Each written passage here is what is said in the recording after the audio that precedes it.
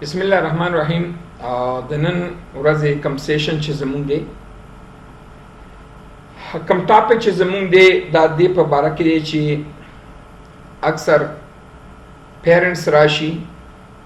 خپل ماشوم د لاس نه رانیولې وي او سکول آفس ته راولي،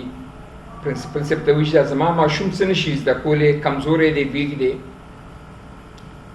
او همدارنګې کله ټیچر یو ماشوم لاس نه نیولی وي او آفس ته راوړي چې دا کار نه کوي، څه نه زده کوي، په څه نه پوهېږي. دا کمپلینس راځي د ماشوم متعلق. هغې نه پس پیرنټ چې راشي پرنسپل یې ټیچر راوغواړي، هغه سره خبرې وکړي، یا د ماشوم نه ټیچر کمپلین کوي نو ټیچر یې پیرنټ سره وغواړي، سره خبرې وشي او ډسکشن وشي او زه خواري به کوي، دغه به کوي، دا به وي. خو لیکن مونږ اصل پرابلم ته سوچ نه کوو چې پرابلم کوم ځای کې دی. مونږ ټمپرري مسله حل کوو او بس ختم شي کار. زه تاسو ته یو مثال داسې ویم چې که چېرته یو بلف دی، لایټ دی، هغه فیوز دی، نه بلیږي، رڼا نه کوي، موږ ورته بجلی والا راولو او ورته وایي چېرې دا لایټ کار نه کوي، څه وجه دا لږ چک کا وګوره، دا ماته لایټ صحیح کا. دا هوبهو داسې پرابلم دی لکه څنګه چې پیرنټ د ماشوم نه شکایت کوي یا ټیچر د ماشوم نه شکایت کوي چې دا څه نشي زده کولی. همدارنګې لایټ نه موږ شکایت کوو چې دا نه لګي، روشنایي نه کوي، رڼا نه کوي، نو موږ دغه ته ووایو، الکټریشن ته ووایو چې دا ورته سیټ کا. نو الکټریشن د ټول نه اول دا ګوري چې آیا په دې کې بجلی شته، دې ته بجلی راځي که نه راځي، بورډ کولو کې بورډ کې چک کی چې دې ته سپلای برابره ده که نه ده. که سپلای برابره وي بجلی ورته راځي. هغې نه پس دی به لاین وګوري چې لاین ټیک دی که لاین چېرته کټ راکټ خو نه دی. لاین چک کی، لاین نه پس بیا بلف چک کی چې بلف خو سوی دی که نه. نو هغه ته پرابلم پیدا شي چې یا بجلی نشته یا لاین کې فرق دی یا بلف سوی دی. هغه مسله یې حل کړي او لایټ آن شي، رڼا شروع کړي. داسې مونږ ته هم پکار دی چې مونږه بیسک پرابلم وګورو چې دا ماشوم ولې څه نشي زده کولی.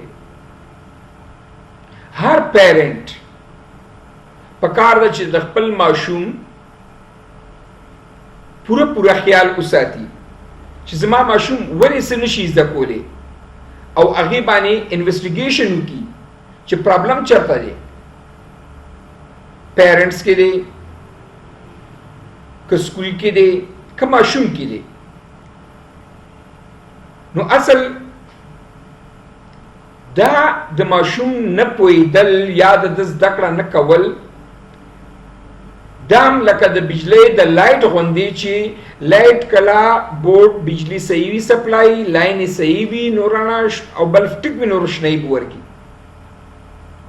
او که د درې واړو کې په یو کې فرق وي نو بیا دا لایټ ځای نشي روښانه کولی.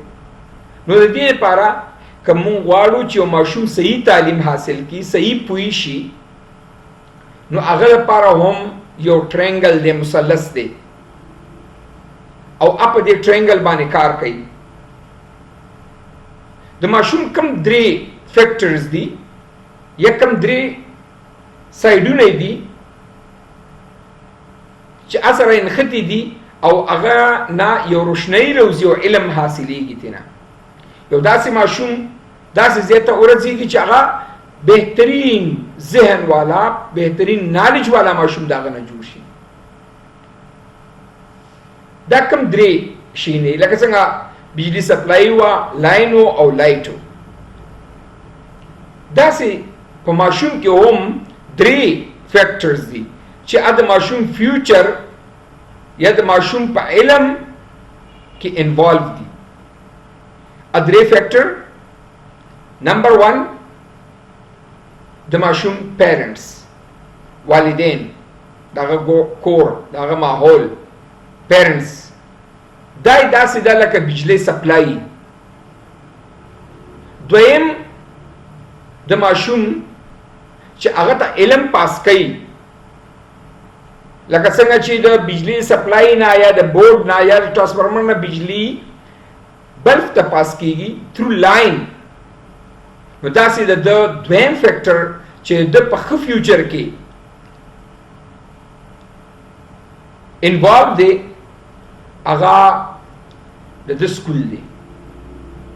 چې تھرو سکول د ته نالج حاصلېږي.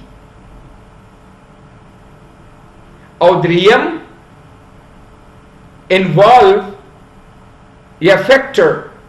چې دا ورپورې تړلی دی او د ماشوم علم روشنی حاصلول دي یا د بلف روشنی ورکول دي، نو هغه د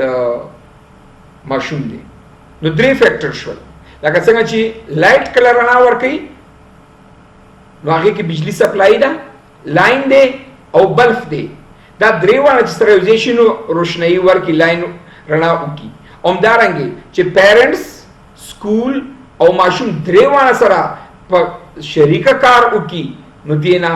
یو علم رڼا حاصله شي. نو مونږ ته او پیرنټس ته دا پکار دی چې مونږ وګورو چې ماشوم څه نشي زده کولی، پرابلم چېرته دی. پرابلم په پیرنټس کې دی، که پرابلم په سکول کې دی، که پرابلم په ماشوم کې دی. دغه سرچ کول دي، دغه پیدا کول دي. او کله چې مونږه پرابلم پیدا کو چې یا په پیرنټس کې مسله ده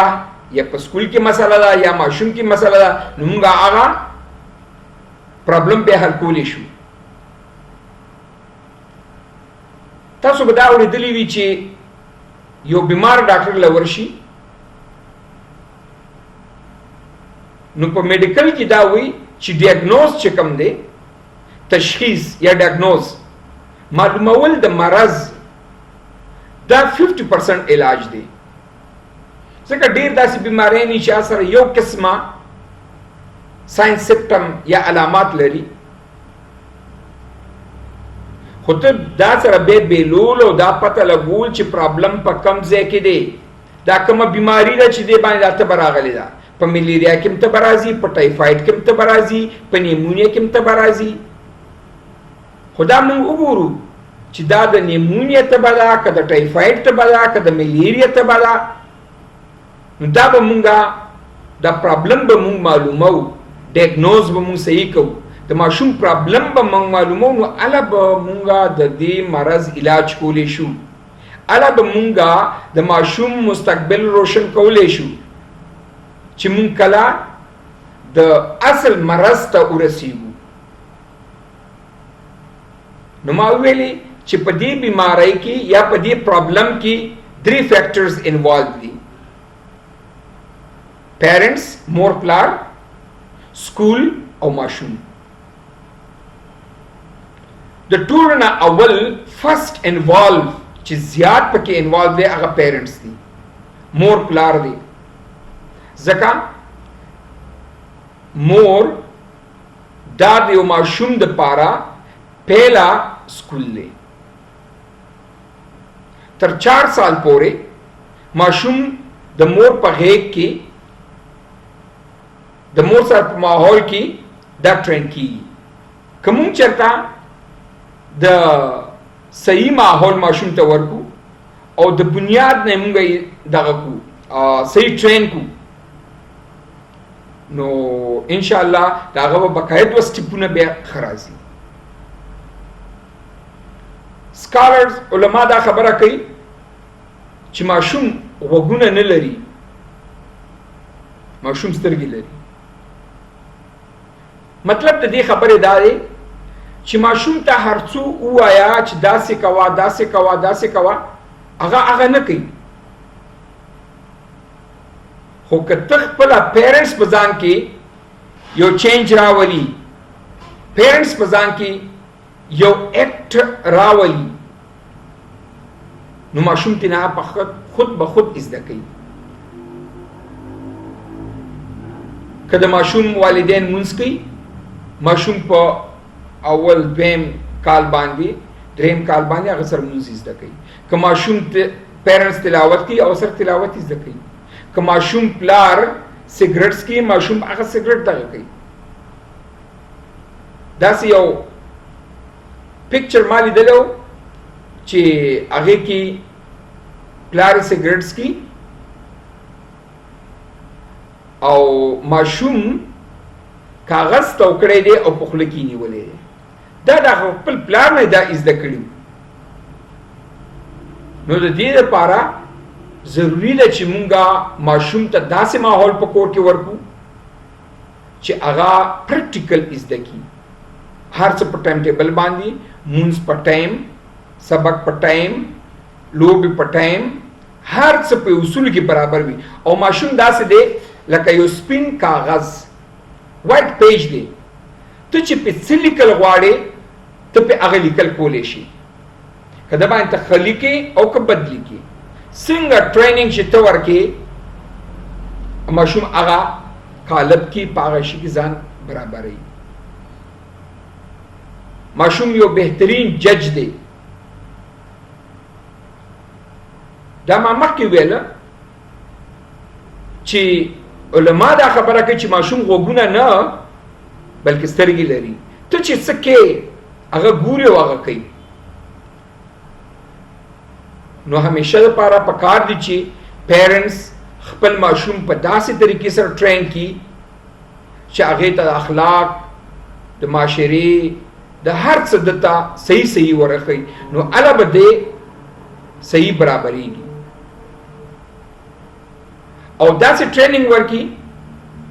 چې هغه ټول د معاشرې په اصولو باندې پوهېږي.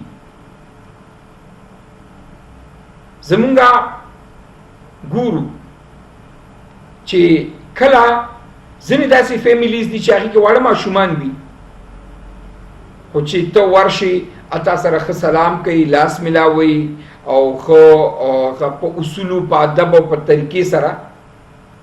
سلام درته وکړه. ځینې داسې وي چې هغې بالکل بې پروا وي، نه سلام نه دغه، واړه ماشومان وي. دا خلک بیا دا خبره کوي چې دا د فیملی ټریننګ سره تعلق ساتي. دله څنګه فیملی ټریننګ ورکړی دی دغه رنګې دا ماشوم ټرین شوی دی. نو پهله سکول، پهله ټریننګ سنټر، پهله دانشګاه، پهله د پوهې ځای، دا د ماشوم د پاره د مور غېږ او خپل کور دی تر 4 سال پورې. 4 سال نه پس مونږ یو ماشوم په نرسری کلاس کې اخلو. نرسری کلاس کې 4+ ماشوم داخل کی ایڈمٹ کیږي. نو د دې لپاره چې پهلا دا کم 4 سال د ټریننګ دی دا صحیح شو، نو دویم سټپ بهترین دی. دویم سټپ په خپل ایزی کیږي. د دویم سټپ چې کوم دی هغه مونږ په ایگزامپل کې بجلی وایر ویلو، تار، او دلته مونږ هغه مشابه کړ د سکول سره چې تھرو سکول دیتا نالج ټرانسفر کیږي دی ماشوم ته او ماشوم علم حاصلوي. دویم فیکٹر چې دی کې انوالو دی او ډیر زیات اثر لري په ماشوم باندې هغه سکول دی. د سکول مینجمنٹ دی، د سکول ټیچرز دی، د سکول انوایرمنٹ دی، د سکول فیسیلیټیز دي چې دا په ماشوم باندې تاثیر کوي. د سیکنډ سټپ کې ټول نه اهم شی چې په سکول کې دی دته یو داسې ماحول ورکول دي چې هغه ډیسپلین په اصولو باندې برابر ماحول وي، نو ماشوم به صحیح ټرین شي. د مور پلار نه پس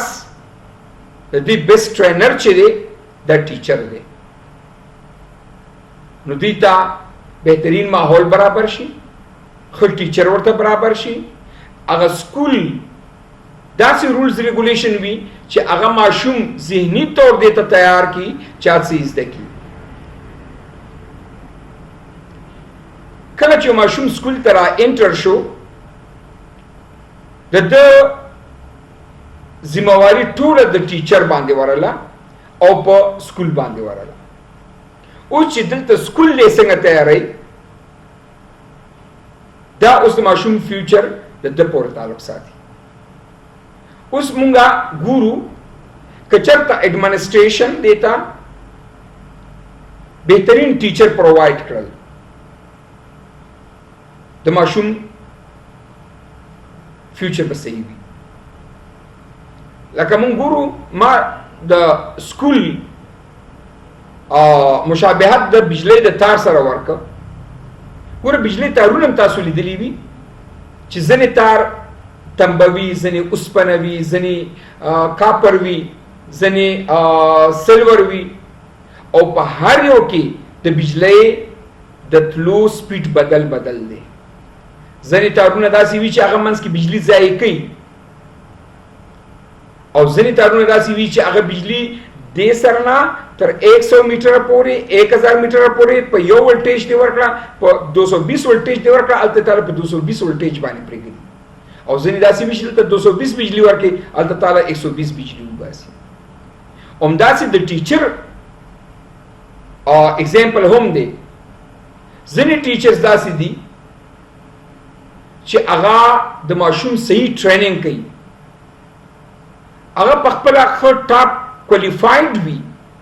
هغه د ټوله رولز ریګولیشن د ژوند یاد وي د ټیچینګ میتھډالوجي ورته یاد وي نو هغه ماشوم ښه ټرین کولی شي بیا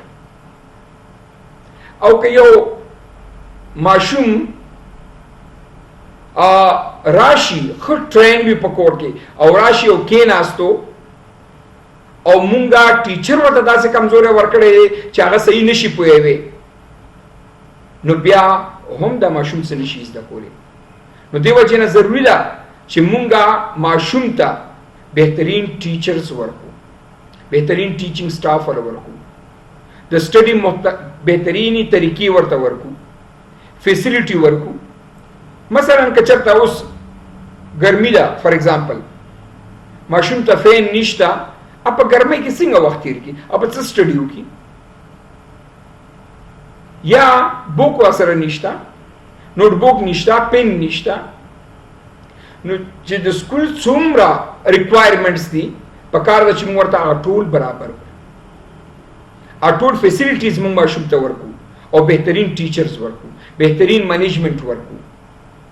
نو ان شاء الله دې کې به دا کم علم روشنايي چې دا په صحیح طریقې سره دې ته ټرانسفر شي بل دریم فیکٹر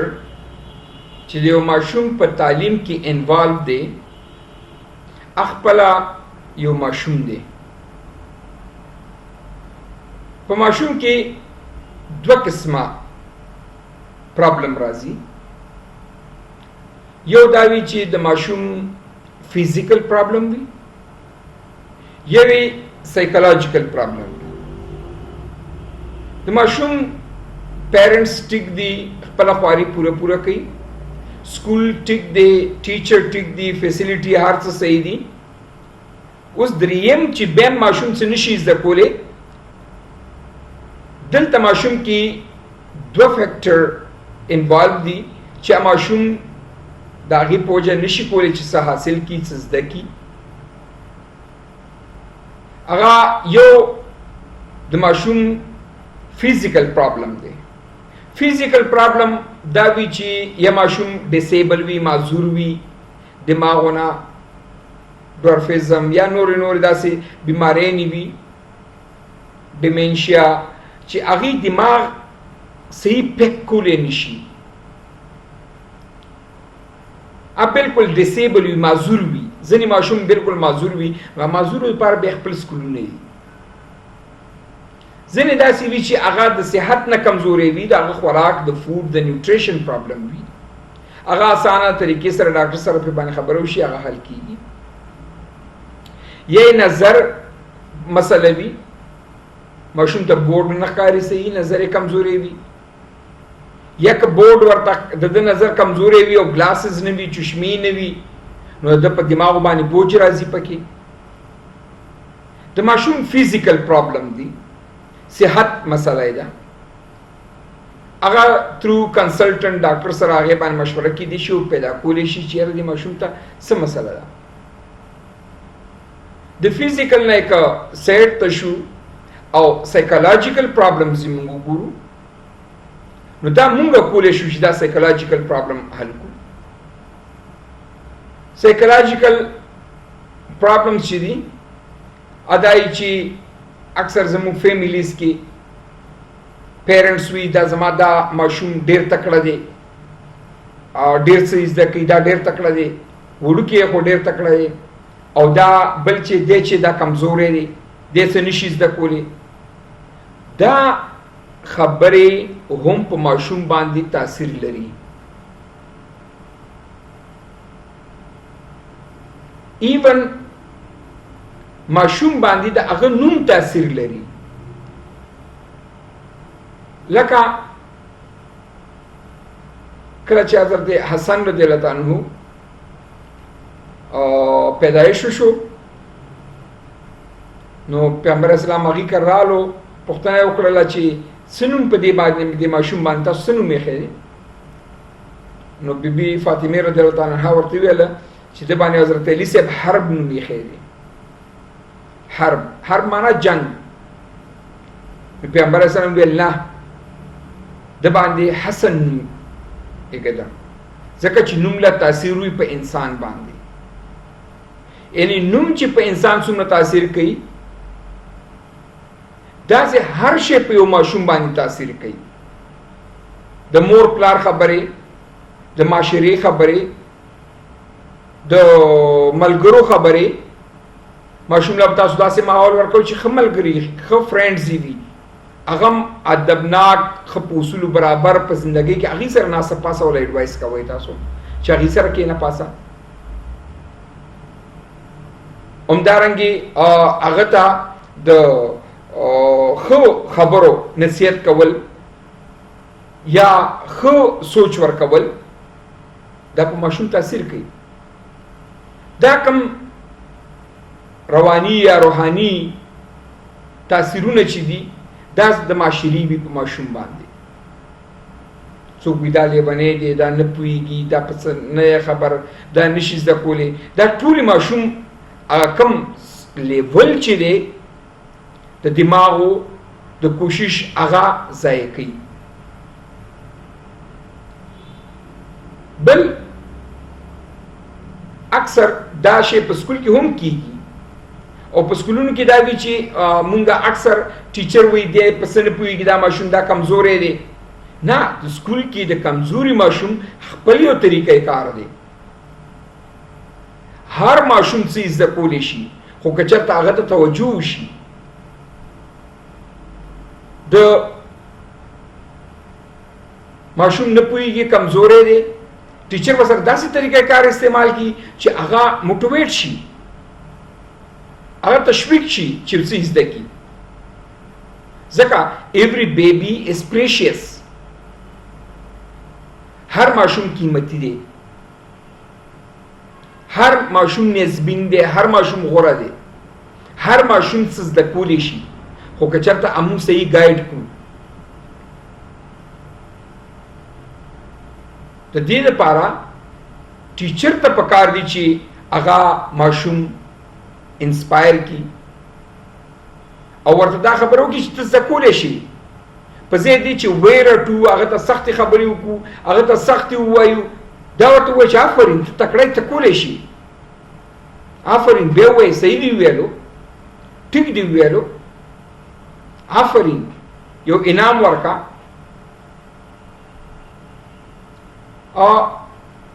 زمونږه یو ټیچر وه ډاین نومېده انګلیش ټیچر هم وه پروفیسره وه هغې یو لاکټ ځان سره ساتلی یو سنټ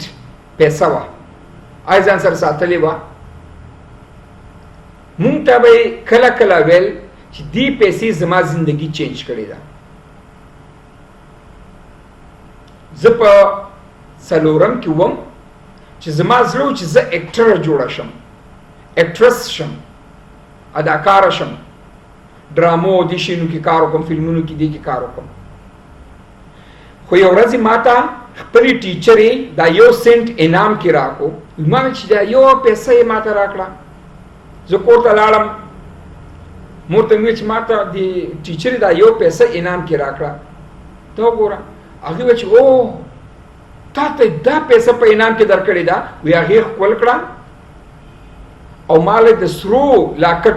هار ور سره جوړ کا او هغه ته پکې واچول او غاړه کې رته واچول چې ما باغې ته قتل نو زه به انکریج کولم تشویق کولم چې زه ډېره سټډي وکم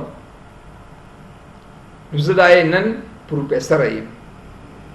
یعنی زه اوس اکټرس وې د یوې پیسې زه چینج کړم همدارنګه د ټیچر یو خبره انسان چینج کوي د ټیچر یو خو خبره مکمل انسان یو سټوډنټ ذهن چینج کوي پکار د شي ټیچر